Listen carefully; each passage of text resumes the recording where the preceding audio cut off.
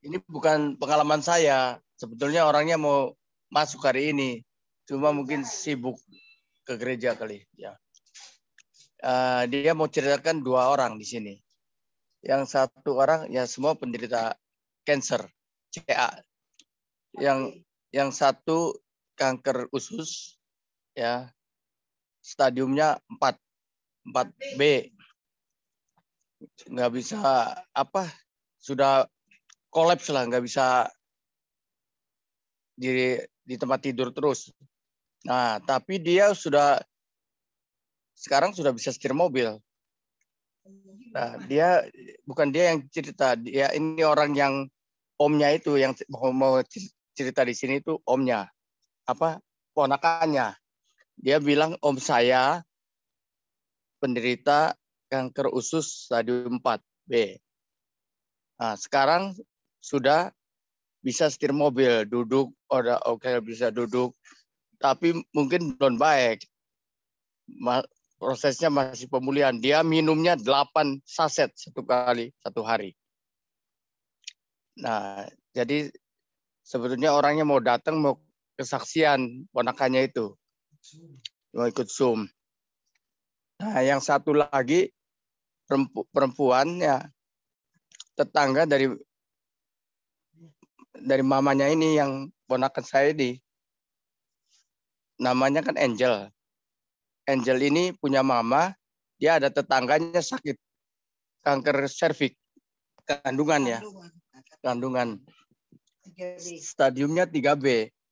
Nah, sekarang dianjurkan minum 8 saset. Tapi kelihatan sudah agak enak, tapi tentu belum begitu berasa karena kan baru 1 minggu ya. Ada. Saya sendiri nggak pernah dengar langsung sih. Tadi kemarin pagi orangnya mau nanya segala macam ya. Iya, dia mau nanya. Dia ada keluhannya begini, begitu minum 8 biji, 8 saset. Berapa lama minum? Ya, sudah berapa lama ya? Bukan ini yang perempuan. Iya, Nah, ternyata pendarahan. Kemarin pagi pendarahan. Oh, kemarin pagi pendarahan. Keluar hitam. Darahnya hitam. Darah hitam. Mungkin saya bilang sih mungkin detox, tapi badannya enak katanya. Badannya enak, pinggangnya sakit juga hilang. Terus dia bisa makan. Dan bisa makan katanya. Makanya dia orang nggak ke rumah sakit. Saya sih pernah dengar juga kesaksian orang lain sakit kalau udah mau baik itu kayak semacam detox. Keluar darahnya lewat apa? Keluar darahnya payudara. Bukan, kanker kandungan. Oh iya, tadi kan kanker kandungan, dari kandungannya. Oh, dari kandungannya keluar darahnya. Oke, terus. Iya. Dari rahim ya. Nah, jadi dia mau tanya. Oh, mau tanya. Kalau orangnya ketakutan. Oh iya, yang kasihnya justru ketakutan. Begitu. Dia yang beliin, dia kasih ke tetangganya minum. Minumnya suruh sekali 8, lebih hebat lagi. Ya, kan kalau saya 3B, biasanya kan? suruh coba dulu saya. Iya. Itu karena pengalaman dari 8. Iya. Saya takutnya kan makanya kalau orang kemarin siapa itu Xiangmi itu kan suaminya di rumah sakit lagi cuci darah. Iya. Dia mau langsung kasih itu, saya bilang lagi cuci darah jangan dikasih dulu. Oh nggak apa-apa, dialisis, kidney dialysis itu nggak apa-apa dikasih hemohim. Ya kalau dokter biasanya kayak Singapura ya, biarpun dokter top ya. Saya kan pernah nanya waktu dulu nganter ponakan saya ke dokter Ang Peng Tiam. Saya tanya, kita boleh minum herbal nggak? Soalnya di pasiennya dia itu semua minum herbal. Saya tanya, dia bilang kata dokternya, saya tidak anti herbal, tapi kalau saya sedang pengobatan, ya, you kasih obat lagi, gimana saya bisa tahu efektifkah obat saya ini? Dia bicaranya begitu. Jadi dia nggak anti. Di Indonesia sih kebanyakan sih kalau dokter kan nggak boleh itu, karena itu disebut malpraktek. Tapi waktu pas saya dioperasi, kandung kencingnya. Dokter Yongki waktu itu bilang, Om, nanti minum Pianhong dulu ya sebelum dioperasi. Pianhong itu kan Pian Cefang. Tapi jarang dokter ngomong begitu. Karena dia secara ID itu enggak boleh. Disebutnya malpraktek. Karena pengobatannya tidak sesuai dengan dokter. Makanya kalau minum aja, tapi di luar makan obat. Jadi dikasih jeda waktu.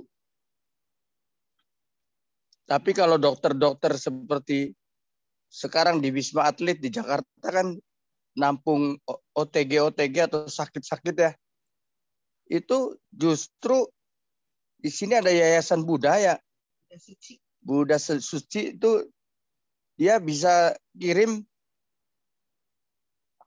lianhua, obat lianhua. 6 dus sekaligus.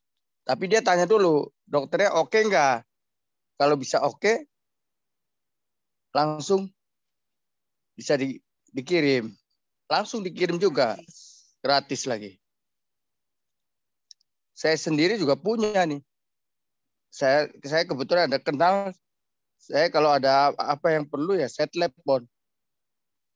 Karena saya kan di sini pengurus warga. Jadi kalau perlu kan bisa minta sama saya. Tapi dia nggak kasih. Dia hanya kasih 6 dus saja. Untuk contoh. Harus orangnya sendiri katanya.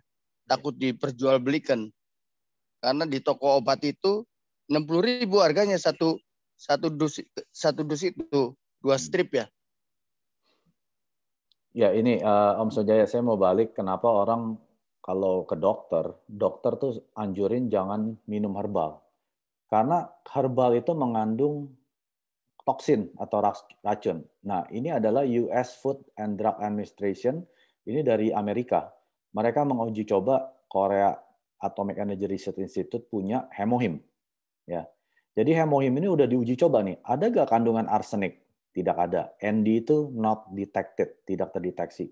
Barium tidak ada. Kadium, kromium, lead ini adalah timah, merkuri, selenium, silver, karbo, dan sebagainya. Saya udah nggak ngerti bahasanya nih.